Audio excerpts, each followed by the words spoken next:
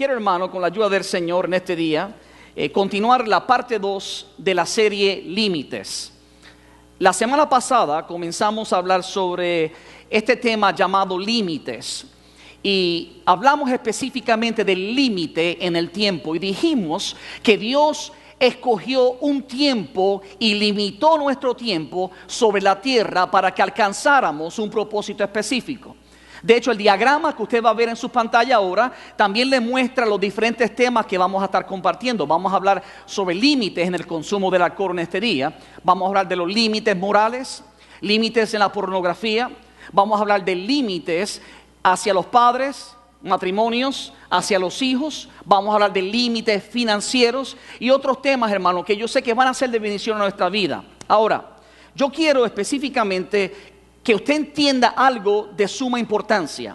Y es que cuando hablamos de límites, la mayoría de las personas piensan que los límites nos roban, nos prohíben disfrutar la vida. Pero déjame decirte que nada está más lejos de la verdad. Los límites, cuando son establecidos por Dios, son los que nos llevan a disfrutar la vida de la manera más amplia y abundante. De hecho, Jesucristo dijo en San Juan 15, versículo 9, como el Padre me ha amado, así también yo os he amado. Permaneced en mi amor. Y escucha lo que dice ahora: si guardareis mis mandamientos, permaneceréis en mi amor. En otras palabras, si te mantienes dentro de los límites que he trazado para ti, para tu vida, tu familia, tu matrimonio, tu negocio, entonces vas a poder vivir dentro del amor de Dios incomparable. De hecho, Jesús sigue diciendo: estas cosas os he hablado. ¿Qué cosas? Los mandamientos, la palabra de Dios. Estas cosas os he hablado para que mi gozo esté en vosotros y vuestro gozo sea cumplido. A veces el gozo de nuestra vida no está completo porque nos hemos salido de los límites que Dios ha trazado para nuestra vida. Pero cuando nos mantenemos dentro del camino angosto, como dice la palabra, de los límites que Dios ha establecido en su santa palabra, la palabra de Dios nos garantiza. I mean, this is not something maybe, possibly. No, it's a guarantee from the Lord. No es una posibilidad, una lo mejor, sino una garantía, una promesa de que vamos a permanecer en el amor de Dios y también en el gozo que Dios nos ha dado. Yo quiero hablar sobre un tema que le ha robado el gozo a muchísima gente. Quiero hablarle de un tema que ha traído mucha calamidad a la vida de muchas familias, año tras año, mes tras mes, día tras día. Y es con respecto al alcoholismo. Y por eso quiero hablar hoy bajo el tema límites en el consumo del alcohol. La Biblia habla, hermano, de ciertos límites que tenemos que nosotros establecer si queremos realmente vivir una vida fructífera. Y cuando nos salimos de esos límites, lamentablemente hay calamidad. Y yo sé de qué le hablo, hermano, porque tengo un tío, hermano de mi mamá, que hace casi exactamente 5 años, por estar luchando con el alcohol, se envenenó, por decirlo así, tuvo unas convulsiones al punto que le dejó muerto cerebralmente. Mi tío favorito, el tío con el cual me sentaba yo en el balcón de mi casa cuando era un niño, nos reíamos juntos, me hacía reír, tenía un amor incomparable con nosotros, muy atento con nosotros, pero lamentablemente no cuidó y puso los límites que Dios había establecido. Y 5 años atrás, a través de un incidente bien difícil, quedó en estado vegetativo. No reconoce a su familia, no puede hablar, no puede caminar, no puede alimentarse, no puede bañarse.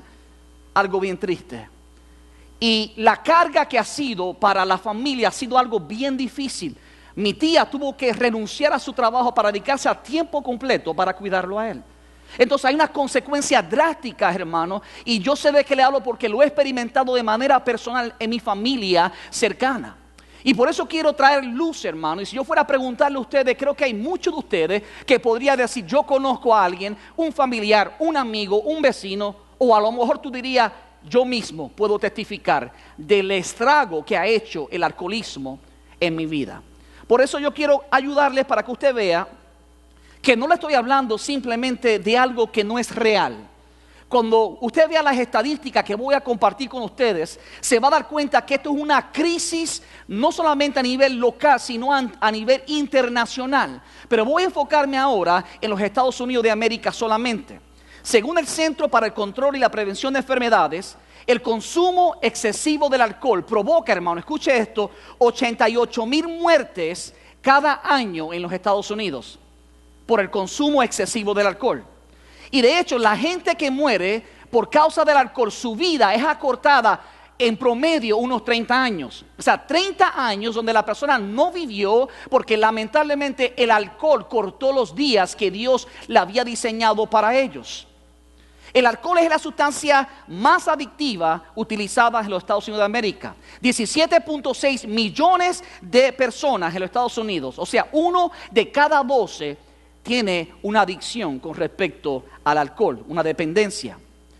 En el 2012, 10.3 millones de personas reportaron que habían conducido bajo la influencia del alcohol o de alguna sustancia ilícita. That's a lot of people. Y de esas 10.3 millones, 1.2 millones conductores fueron detenidos en el 2011 por haber manejado en estado de embriaguez. Ahora, esto es algo, hermano, que es serio, porque las consecuencias de vivir con esta adicción y de luchar, hermano, con este hábito, daña muchísimo la sociedad.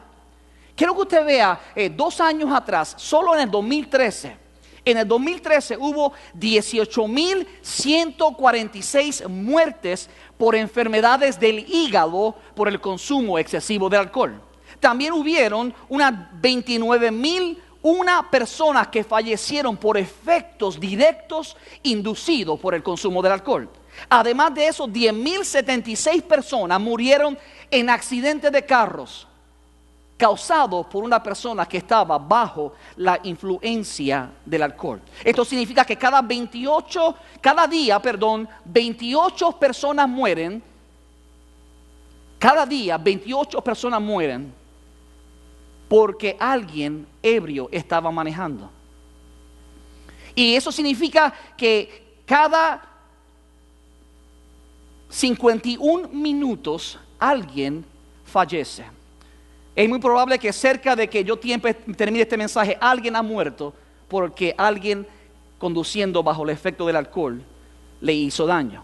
Ahora, el CDC también, que es el Center for Disease Control, reportó que aproximadamente 38 millones de adultos en los Estados Unidos se embriagan por lo menos 4 veces al mes y consumen un promedio de 8 bebidas alcohólicas. Pretty much that's like looking every weekend.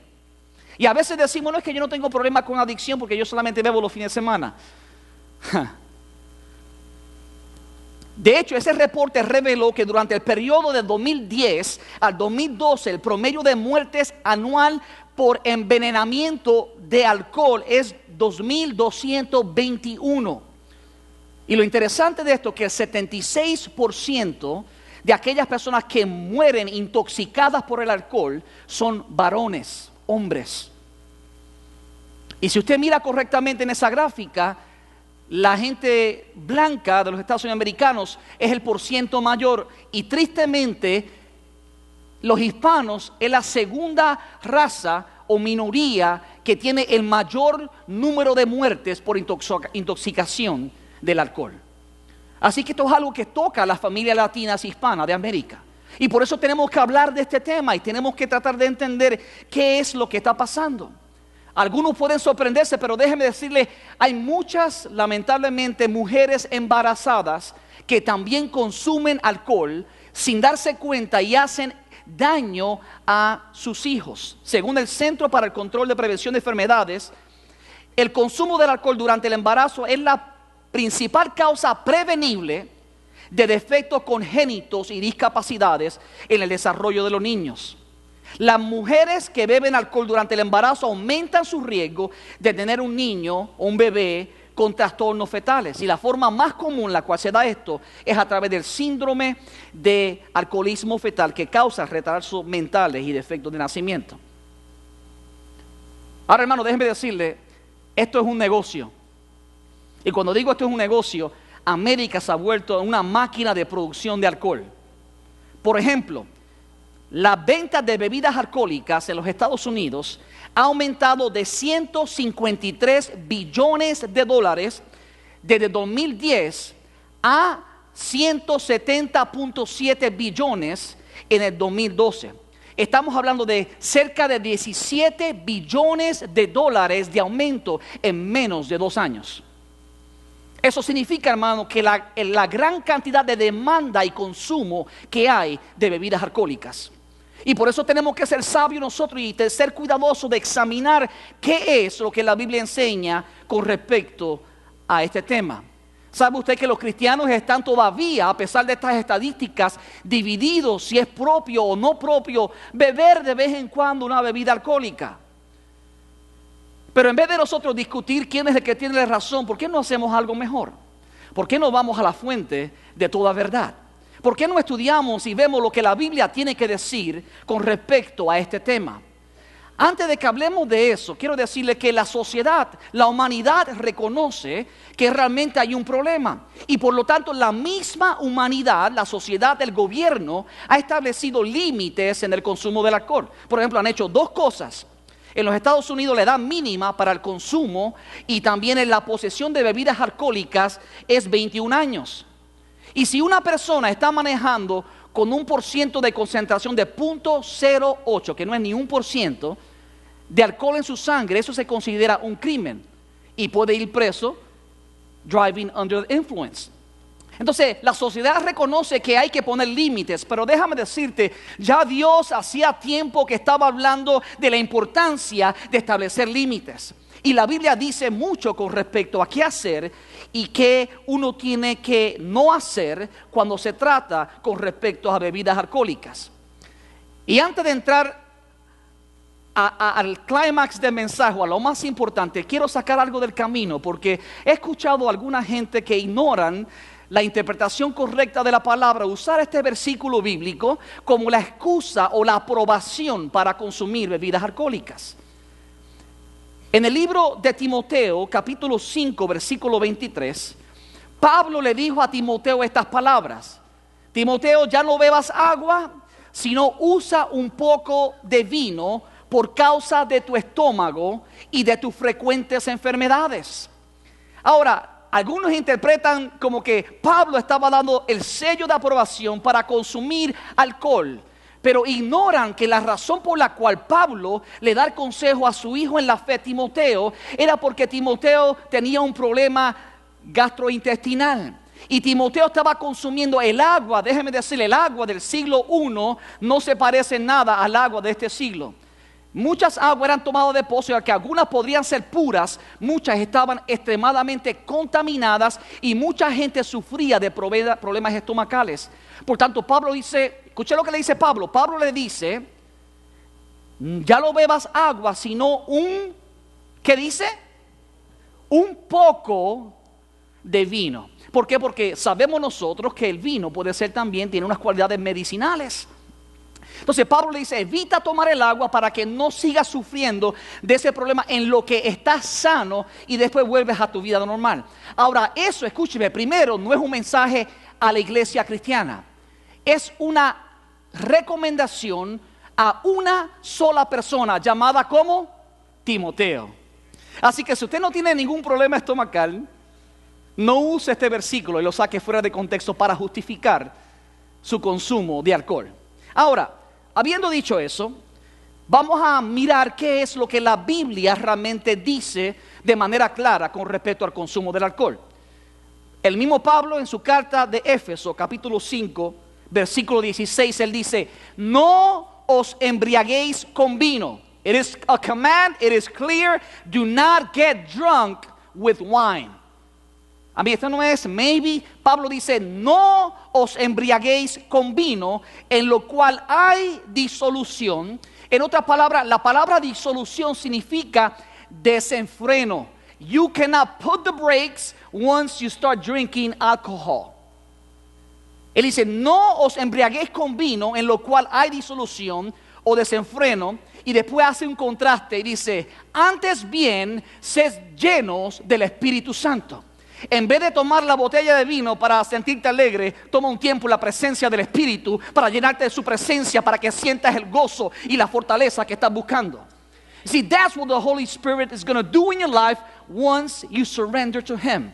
El vino, como vas a ver más adelante, y el alcohol nunca va a poder darte el gozo permanente que tanto anhela tu alma. Pero la presencia del Espíritu Santo sí puede y lo hace. No os embriaguéis con vino. Ahora, yo tampoco soy tonto. Ahí no dice, no te bebas una cerveza. Ahí no dice, no te bebas una taza de vino con el steak, como hacen los hermanos argentinos en algunas ocasiones. Recuerdo que una vez mi esposa y yo fuimos a compartir con un pastor de Argentina y esa era su costumbre. ¿Ok? Ahora, ¿qué quiero decir con esto? Lo que quiero decir con esto es que lo que la Biblia condena y lo que la Biblia establece claramente, hermano, es que no debemos embriagarnos con vino. Eso es un mandamiento, eso es un límite que Dios ha establecido. La Biblia es clara con respecto a eso. Y yo sé que algunos se están gozando. Ve, pastor me dio permiso. Algunos le hizo a la esposita, escucha mamá, no estoy tan mal. Ahora permíteme darte la historia completa. El consejo completo de la palabra de Dios no ha terminado. Está por comenzar. Y estoy por compartir con ustedes una verdad que a veces, si no profundizamos en la Escritura, no perdemos la realidad de lo que Dios está diciendo. Yo diría a aquel que le dio el codito a la esposa, cuidado, detente un segundo y escúchame por favor. La pregunta correcta no es si puedes beber una cervecita o una copa de vino de vez en cuando. Esa no es la pregunta correcta. De hecho, Pablo nos dice que la única manera que podemos realmente decidir si debemos consumir alcohol es haciéndonos dos preguntas, y no es esa que usted se acaba de hacer. No es si puedo beber alcohol. Pablo dice en su carta a los Corintios, en 1 Corintios 6, versículo 12, escuche lo que dice. Dice, todas las cosas me son lícitas. Es permitible beber alcohol en América dentro de los límites. Eso es lícito, es legal. Todas las cosas me son lícitas, mas no todas convienen. Todas las cosas me son lícitas, mas yo no me dejaré dominar de ninguna.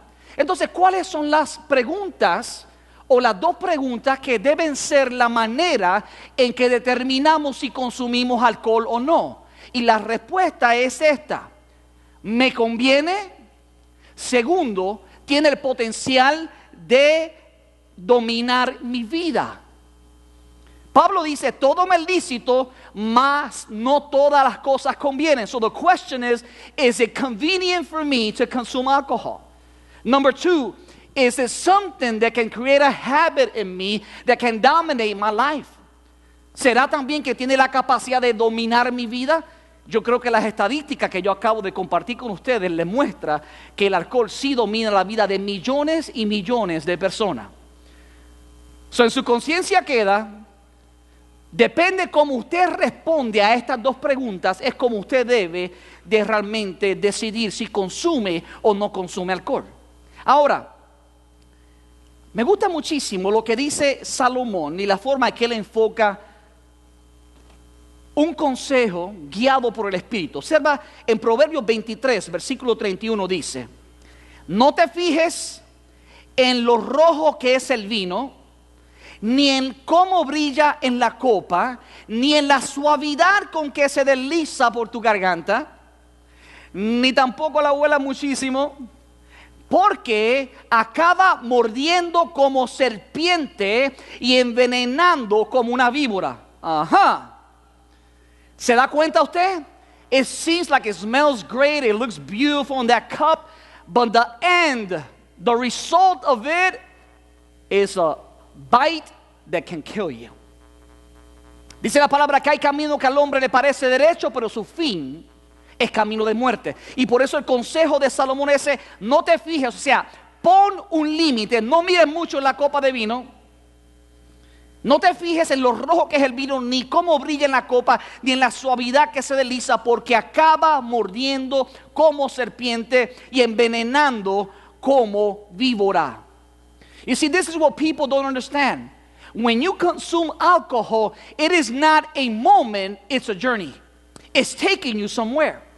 Lo que la gente no entiende es que cuando consumimos alcohol fuera de los límites que Dios establece en su palabra, no es una experiencia de un día, es un camino que te lleva a algún lugar.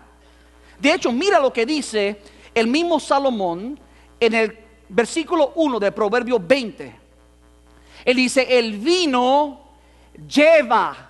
Do you follow me? It guides you, it takes you. El vino lleva a la insolencia. La insolencia no es otra cosa que la falta de respeto. Es trato y el hecho ofensivo. Y creo que hemos conocido todos nosotros personas ebrias que le faltan el respeto a su esposa, a sus amigos, que maltratan a sus esposas o a sus hijos. Y eso es lo que está diciendo realmente Salomón. El vino realmente te lleva a un destino. El vino lleva a la insolencia. Y la bebida embriagante lleva al escándalo.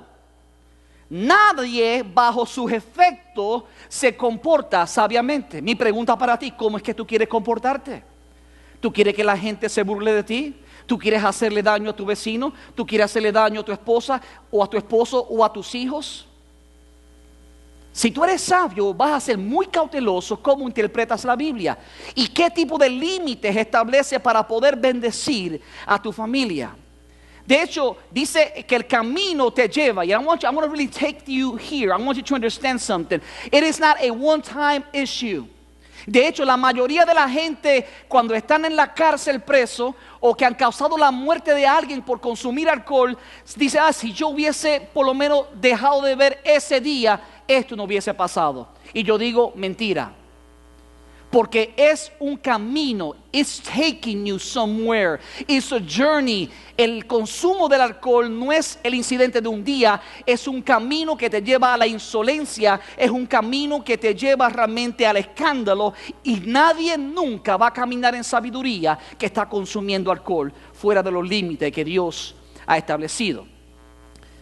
De hecho, la Biblia, el mismo Salomón en Proverbios, establece que la causa por la cual muchos cristianos y mucha gente en la sociedad caen en el alcoholismo es por las malas costumbres, o mejor dicho, las malas amistades. Observa lo que la Biblia dice en Proverbios 23, versículo 20. Dice, no nos juntemos con los que beben mucho vino, pues borrachos y glotones por su indolencia acaban harapientos y en la pobreza. Cuando dice no nos juntemos, nos está diciendo establece un límite con quien tú compartes tu vida. Y esto no está limitado al consumo del alcohol. Esto realmente es un principio que aplica en cualquier área de nuestra vida. Puede ser el consumo de drogas como marihuana, cocaína, heroína, o cualquier otro tipo de drogas que estupefacientes que hagan daño al cuerpo. Dice, apártate, o sea, establece límites con aquellos que beben mucho vino. No nos juntemos con los que beben mucho vino, pues los borrachos por su indolencia acaban harapientos y en la pobreza. De hecho, Salomón sigue hablando en Proverbios 23 y el versículo 29 y 30. Salomón dice que el alcohol es una puerta. Escuche, it's a door, and once you open that door, it's leading you somewhere.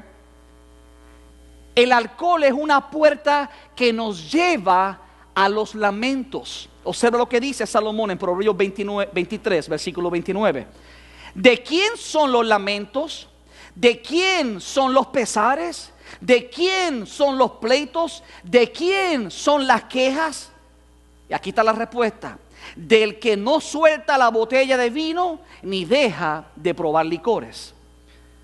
Por eso Salomón está diciendo, pon límites, sé sabio, ten cuidado, porque cuando abres la puerta del consumo del alcohol puede guiarte lamentablemente al valle de los lamentos.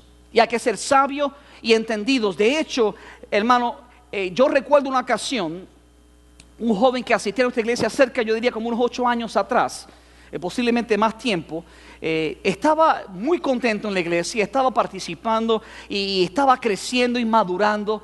De repente apareció un amigo de la vieja guardia en su camino. Y decidió compartir con el amigo y compartir, se alejaba de la iglesia y venía de vez en cuando y se ausentaba más y seguía compartiendo con el amigo hasta que un día yo recibo una llamada de su novia que me dice: pastor, no va a creer qué pasó. No voy a decir su nombre para preservar la confidencia, pero tal persona está en la cárcel. Yo digo, ¿por qué? Porque lo tomaron manejando bajo la influencia del alcohol y la persona con la cual tuvo el accidente está grave en intensivo del hospital. Ese joven que se sentaba en las bancas de la iglesia, que de vez en cuando cantaba y que tuvo su momento de experiencias hermosas con el Señor, comenzó a tomar un camino distinto, comenzó a compartir con personas que no debía, que influenciaron mal su vida y lamentablemente pasó años en la cárcel. Recuerdo que fui a visitarlo en aquel lugar un día, y estaba en Gwinnett County. Cuando llegué a la cárcel de Gwinnett County, lo vi. Cuando él me vio, comenzó a llorar, porque él había escuchado en muchas ocasiones mi consejo como pastor, y el consejo de la palabra de Dios, que no debía, y se bebía las lágrimas diciendo: pastor, si yo pudiera dar atrás el tiempo, cuánto me arrepiento. Pero era demasiado tarde. Y por eso hay que ser sabio, hay que ser cuidadoso y tenemos que ser entendidos. Yo les voy a mostrar una imagen en su pantalla de una joven llamada Jacqueline Saburido. Esta joven vivía en el estado de Texas. Ahí usted ve en la pantalla, la parte izquierda, la joven de 18 años. Esa foto fue antes de que ella tuviera un accidente o una persona ebria impactara su carro. La imagen a su mano derecha de la pantalla es la imagen de cómo quedó el carro después que ella fue impactada por un hombre ebrio. La imagen que usted ve en la parte baja es el papá de ella tomando lo que queda de su mano, porque perdió todos los dedos, quedó quemada cerca del 95% de su cuerpo. Algo devastador. Porque déjeme decir, no todo el mundo que tiene un accidente con alguien ebrio muere, sino que muchos quedan marcados de manera negativa. Hay que tener mucho cuidado, hermano, porque un momento de placer, un momento de salirnos de los límites de Dios es suficiente para marcar nuestra vida y marcar la vida de otras familias. Y por eso tenemos que orar a Dios para que Dios nos dé la sabiduría, el discernimiento de su espíritu y la fuerza para evitar caer en la trampa de la mordida de la serpiente, del consumo del alcohol, porque ha devastado a muchísimas personas. De hecho, Isaías capítulo 5, versículo 22 y versículo 24 dice, y habla de los ay. Ay, qué dolor, ay, qué lamento, ay, cuánto me arrepiento. Y observa lo que Dios dice a través del profeta Isaías. Dice, ay de los valientes para beber vino. Oh, yo sí, me puedo beber no 3, 4, 5 tragos. Ay de los valientes para beber vino. Usted va hoy en día en Spring Break a cualquier playa en la Florida o a cualquier lugar, usted ve los jóvenes con lo que le llaman la yarda, ¿ok? Lleno de cerveza y a ver quién se la bebe más rápido. Yo sí gané la competencia. Y la Biblia dice, ay, cuidado, viene dolor, ay de los valientes para beber vino, de los valientes que mezclan bebidas embriagantes. Y después dice, ¿cuál es el resultado? ¿Cuál es el ay? ¿Cuál es la consecuencia? Dice, así como la lengua de fuego devoran la paja y el pasto seco se consume en las llamas, así mismo su raíz, o sea, su vida, se pudrirá y como el polvo se disipará su flor. O sea, la belleza de la vida puede concluir en un momento. Los planes y los sueños que tenía cambian porque pasa el resto de la vida en la cárcel por haber cometido suicidio involuntario de segundo grado al matar a alguien manejando ebrio. Por eso dice que hay que tener cuidado con los ay, dice, porque han rechazado la ley del Señor Todopoderoso y han despreciado la palabra del Santo de Israel. Sí, cuando despreciamos los mandamientos establecidos por Dios y cuando despreciamos el consejo que Dios nos da en su palabra, vivimos consecuencias como esta. Y déjame decirte, ninguno de nosotros estamos exentos. Si usted decide hoy violar los principios de los límites que Dios ha establecido en su palabra, usted también puede y va a sufrir las consecuencias que la palabra está describiendo de una manera real. Ahora usted dirá, pastor, wow, estoy deprimido. Ha dicho tantas cosas negativas, he visto tantas cosas malas, me enseñó tantas estadísticas. Si estoy luchando con ella, pastor, ¿qué hago? ¿Quién es mi solución? ¿Quién me ayuda? ¿Cómo puedo salir de este hábito? ¿Cómo puedo ayudar a un amigo, una amiga, un familiar que está sufriendo con el consumo del alcohol? Pues la Biblia nos da respuesta. Jesucristo es la solución verdadera, hermano, para toda persona que quiera ser libre. La palabra dice que si Jesucristo os libertare, seréis verdaderamente libres. Y déjeme decir esto, hay organizaciones como Alcohólicos Anónimos que ayudan a la gente a salir de los vicios. Personalmente no tengo nada en contra de Alcohólicos Anónimos, creo que han ayudado a su manera a muchísimas personas. Pero déjame decirte, Alcohólicos Anónimos en algunas ocasiones, hermano, dice que no importa, tú defines quién tu Dios es. Hay un Dios y creen en Dios y enfatizan a Dios, pero no te dicen quién es Dios. Entonces cuidado, porque la razón por la cual mucha gente recae, y el porciento, hermano, de recaer es 75% para muchas personas que están tomados en DUI, they're taken again a second time, 75% of the people. ¿Sabes por qué? Porque el Dios que le presentan no es un Dios real, ni tampoco tiene el poder para sacarlo del vicio. Pero la palabra declara que si el Hijo Jesucristo os libertare, seréis verdaderamente libres. Y yo entiendo de qué se trata, hermano, porque yo tengo un hermano que cerca de unos 20 años atrás, de hecho 27 años atrás, habiendo sido criado bajo el temor de Dios, comenzó a consumir alcohol por sus amigos. Entró a la universidad en Puerto Rico, al colegio Mayagüez, y entró a la organización Phi Delta Gamma con mis buddies, mis amigos, y ellos lo motivaron a consumir alcohol, y mi hermano se entregó a ese patrón de vida. Pasó 7 años consumiendo alcohol. Recuerdo que había veces que estábamos en el apartamento en la Universidad de Mayagüez y mi hermano por encima hacía esas cositas y a mí me caía encima. Creo que usted entiende, ¿no? Se vomitaba, hermano, y a veces yo sufrí las consecuencias de vivir lo que mi hermano estaba haciendo. Y lo más triste de esto es que Satanás le robó su carrera de 8 hijos, 8 hermanos, que somos el único que nunca terminó sus estudios profesionales, faltándole apenas 1 año para terminar, porque el alcohol lo consumió en ese estilo de vida. A menudo, hermano, estaba él perdiendo y buscando progresar y volvía y caía. Recuerdo una ocasión que mi hermano comenzó, yo llegaba de un servicio de la iglesia de jóvenes y era una media vigilia, eso era cerca de la 1 de la mañana cuando yo llegué a mi casa. Y cuando estoy subiendo por mi casa había una luna llena muy hermosa, y yo cuando llego al balcón de la casa de mis padres me doy cuenta que mi hermano está sentado en el balcón. Y cuando lo miro con detenimiento lo oigo diciendo cosas que no eran coherentes. Pero para mi sorpresa encontré un cuchillo como de 1 pie de grande en su corazón. Y allí, hermano, mi hermano estaba a punto de quitarse la vida. Y yo recuerdo que yo comencé a interceder en el Espíritu y a decirle: Padre, por favor, por tu misericordia, no permita que él cometa una locura. Y por la gracia y la misericordia de Dios, Dios me permitió quitarle aquel cuchillo y evitar que mi hermano se suicidara en aquel día. Para confesarle la verdad, pasó en 2 ocasiones más y mi hermano sí se cortó sus brazos y estuvo recluido en una clínica por algún tiempo porque estuvo atentando en contra de su vida. Ahora déjame decirte algo. Recuerdo un día cuando fui a casa de mi hermano y le dije: ¿sabes? Yo conozco a uno que puede realmente de una vez y por todas cambiarte en un instante. Y recuerdo que mi hermano comenzó a gemir. Él dice: yo sé quién es. Por favor, ora por mí. Y ese día mi hermano se fue de rodillas, levantó sus ojos al cielo y dijo: Señor Jesús, yo sé que tú eres real, yo sé que tú eres poderoso. Hoy rindo de una vez y por toda mi vida.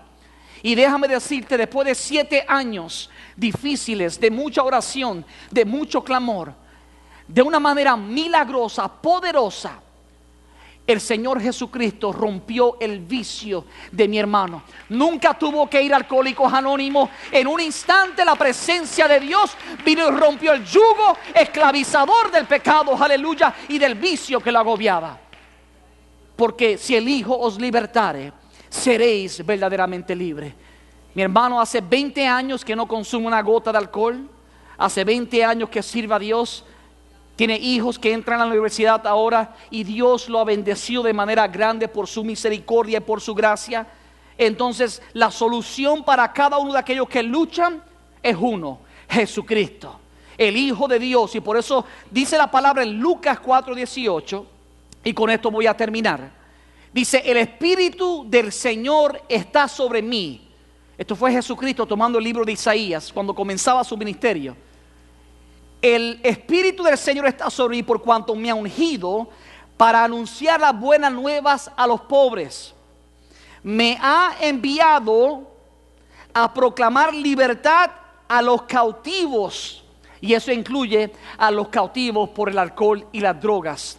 Eso incluye a los cautivos que están cautivos por la pornografía. Eso incluye a los cautivos que tienen cualquier tipo de vicio en su vida. Jesús vino para deshacer, dice la palabra, las obras del diablo. Jesús vino para hacernos libres y hacernos libres en verdad. Jesús vino a robarle a Satanás lo que él quería robarnos a nosotros. Jesús vino a declarar libertad en lugar de opresión, vida en lugar de muerte, corazones sanos en lugar de corazones quebrantados. Jesús vino para romper las cadenas que atan a multitudes que luchan con el vicio del alcohol. Jesús vino específicamente para proclamar libertad a los cautivos, darle vista a los ciegos y poner en libertad a los oprimidos. Jesús lo ha hecho por muchísimas personas. Jesús lo hizo con mi hermano. Jesús lo puede hacer por ti. Jesús lo puede hacer por tu familiar, tu esposo, tu esposa, tu hijo, tu tío, tu madre, no importa quién sea. Jesús tiene el poder para poder hacerlo. Y escúchame claro, porque a veces hay mucha gente sentada en las bancas de la iglesia en silencio, sufriendo con estos vicios o con otros vicios, y no lo dicen por vergüenza. Déjame decirte, no tienes que avergonzarte de nada. Jesús no viene a condenarte, Jesús vino a libertarte. Jesús no vino a pasar juicio sobre ti, Jesús vino a traer libertad sobre tu vida. Y para eso tú tienes que decir: Padre, reconozco mi condición, estoy al tanto. Y por eso, hermano, en este punto de acción, ¿qué es lo que tenemos que hacer? ¿Cuál es el punto de acción? ¿Cuál es la acción que tú y yo tenemos que tomar? Tenemos que estar conscientes, hermano, de que es un problema real. Tenemos que estar conscientes, hermanos, que Jesucristo es la solución y el único que puede realmente traer libertad a nuestra vida. Tenemos que pedir la ayuda de Dios. Tenemos que rendirnos y decirle al Señor: líbrame, ayúdame a establecer límites con mis amigos, en mi propio estilo de vida, para que tú puedas guardarme, Dios mío, de caer en la calamidad y en la mordida de la serpiente del alcoholismo.